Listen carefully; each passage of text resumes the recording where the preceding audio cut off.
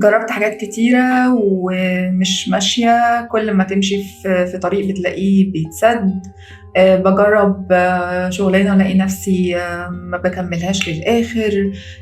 ببدأ متحمس في الموضوع وألاقي نفسي اتقفلت منه وما بقاش قادر أكمله. حاسس دايما إنه كل شيء في الحياة صعب عليا ومفيش حاجة ماشية زي ما أنا عاوز. هل ده له حل؟ هل ده أصلا له تفسير؟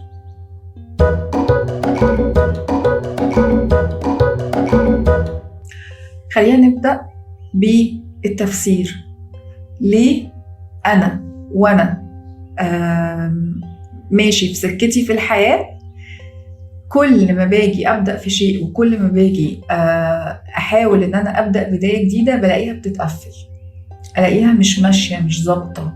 ليه؟ لأنه أنا عندي العقل اللاواعي بتاعي هو أقوى بكتير من العقل الواعي بتاعي. يعني إيه؟ يعني العقل اللاواعي أو اللي احنا بنسميه subconscious mind ده هو اللي بيتحكم بشكل كبير جدا جدا جدا في تصرفاتك وفي أفعالك أكتر بكتير من العقل الواعي. فأنا لو أنا أصلا طريقة تفكيري طول الوقت فيها كلام سلبي عن نفسي، وأكيد أنا مش هنجح، أكيد الدنيا مقفلة، الحياة صعبة، وضع البلد صعب، الدنيا ده مفيش حد بينجح، ده مفيش حد شغال، ده كل حاجة. وأنا بسمع للناس دي وبسمع لكلامهم وبصدقه وبيأثر فيا. فأنا لما هبدأ أي شغل وأنا من جوايا أنا خايف بسبب الكلام اللي أنا سمعته ومصدق فيه جدا.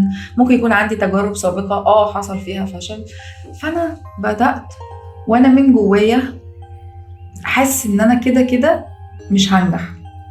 فبيبدأ يحصل إيه؟ بيبدأ مخي ما يشتغلش بقوته الكاملة. يعني إيه؟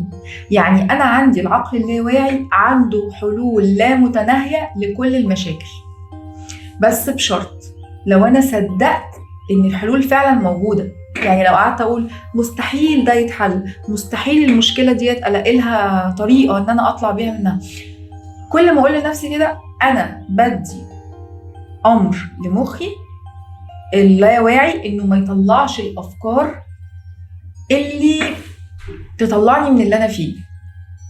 وبالتالي فالمشكلة بتبدأ من عندي أنا، بتبدأ من جوايا أنا. يعني التغيير بيبدأ من جوايا الأول. ده سبب كبير جدا جدا جدا، وأهم سبب إن أنت تلاقي الدنيا مقفلة معاك هو طريقة تفكيرك أصلا. ناس كتير لاحظوا بعد ما بياخدوا كورسات بتغير طريقة تفكيرهم إن هم بيلاقوا فرص تانية بتظهر. ناس بالفعل أخدوا معايا كورسات، وناس لو انت سمعت لهم أي حد بيتعلم حاجة جديدة عن نفسه هو وبيطور في نفسه حاجة بيلاقي فرص جديدة بتظهر له في الحياة. طب أنا لو أنا عايزة أجاوب بقى السؤال اللي هو طب أنا إزاي ما أفشلش في الحياة؟ إزاي الدنيا ما تقفلش في وشي؟ هل ده ممكن؟ لو أنا صدقت إن أنا مش هفشل، لو أنا صدقت إن أنا كل حاجة ببدأها عشان هي مجرد تجربة، لكن أنا مش هفشل. ممكن التجربة ما تكونش ناجحة، ولكن يمكن تعديلها، يمكن تغييرها، يمكن تطويرها. لكن مفيش فشل، مفيش حاجة اسمها فشل. في حاجة اسمها أنا في تجربة، والتجربة دي ممكن تنجح وممكن ما تنجحش، ولو ما نجحتش هفكر ازاي اطورها لحد ما انجح. اللي هيحط في دماغه ان هو هينجح، واللي هيحط في دماغه ان هو هيوصل. اللي هيحط في دماغه انه ما يفشلش فعلا مش هيفشل، ومش هيعتبر اي عرقلة في حياته ان هي فشل اصلا. طب المشكلة التانية بقى غير تفكيري عن نفسي ورأيي عن نفسي وشكي في نفسي. شكي او رأي الناس فيا ايه، يعني بقعد افكر يا ترى رأي الناس فيا ايه. يعني انا مش عايز انجح عشان خاطر نفسي، انا عايز انجح عشان ارضي فلان، او عشان حد يقول عليا شاطر، او عشان محدش يقول عليا فاشل. فطول الوقت انا مش بعمل حاجة لنفسي، انا عمال افكر في ازاي انجح عشان فلان الفلاني يشوفني ناجح. دي من اخطر طرق التفكير، لان هي برضو بتوصل رسالة للعقل الباطن بتاعك انه ما يستخدمش كل امكانياته وكل طاقاته، لانه انا عايز انجح ليه؟ عشان ارضي فلان بس. لكن ما وسعتش افاقي. هتحس كده ان الدنيا انت مضايق على نفسك، مضايق على مخك ان هو يجيب لك افكار ويجيب لك حلول، فهتلاقي نفسك هتفشل بجد. اللي هيدخل في اي شيء وهو خايف من الفشل هيفشل.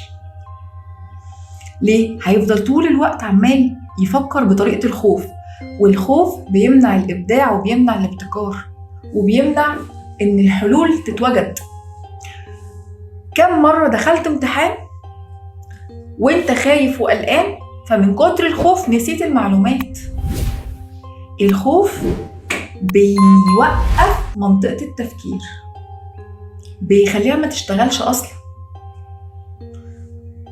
فانا طول ما انا مسيطر عليا الخوف، سواء الخوف بقى من الفشل، الخوف من كلام الناس، الخوف من اللي جاي، طول ما انا هلاقي مخي ما بيدينيش اقصى قدرة ليه. طب انا لو قعدت اقول لنفسي انا بجرب، انا مخي قادر ان هو يجيب لي الحلول كلها، وقادر ان هو يقول لي على المشكلة الفلانية حلها ايه بالظبط، كل ما مخي ما هيديلي القدرات ديت وهيديلي الافكار دي. مخنا عنده قدرات مهولة جدا، لحد دلوقتي العلماء ما اكتشفوش اكتر من 10% منها. مخنا ده بيطلع موجات شبه الموجات اللي بتطلع من الراديو. مخنا ده الموجات اللي بتطلع منه بتبقى على حسب طريقة تفكيرك. يعني مخ الشخص المتفائل بيطلع موجات ليها شكل معين، ومخ الشخص المتشائم بيطلع موجات ليها شكل معين. ولقوا ان الموجات ديت فيها تشابه كبير جدا ما بين الموجات اللي هي اللي بتطلع من الاشياء. يعني انت بتلاقي نفسك لما بتفكر بشكل ايجابي تلاقي يومك عدى حلو، تلاقي كل حاجة ماشية كويس، تلاقي احداث غير متوقعة كويسة بتحصل. ولما تلاقي نفسك بتفكر بشكل سلبي تلاقي احداث اليوم بتاعك كلها ماشية في نفس السكة. طب هل في بني ادم طول الوقت هيقدر يفكر بشكل ايجابي؟ اكيد لا، هيجيله وقت هيخاف وهيبدأ يتشائم. بس فكر نفسك بقى، فكر نفسك. اللي عنده علم غير اللي مش عنده علم. انا جايه واقول لك المعلومه، استخدمها. مخنا قادر على التدرب والتعلم. زي ما اتدرب باللاوعي كده ان هو يبقى متشائم ولما نشوف غراب اسود نبقى متضايقين ومتشائمين، ويا ترى ده يوم شكله باين من اوله، ولما مش عارف القطه السوداء مش عارف ايه. كل ديت افكار احنا دخلت جوه دماغنا، احنا مش قاصدين ان هي تدخل، بس خلاص بقينا معتقدين فيها تماما، مع ان مفيش اي معلومه صحيحه او علميه تقول ان الكلام ده صح. طب ما انت مخك قادر انه يتعلم. قول لنفسك كده، انا مخي قادر ان هو يتفائل وقادر يفكر بشكل ايجابي، عشان الموجات والذبذبات اللي بتطلع منه تبقى ايجابيه، علشان احداث يومي تبقى ايجابيه.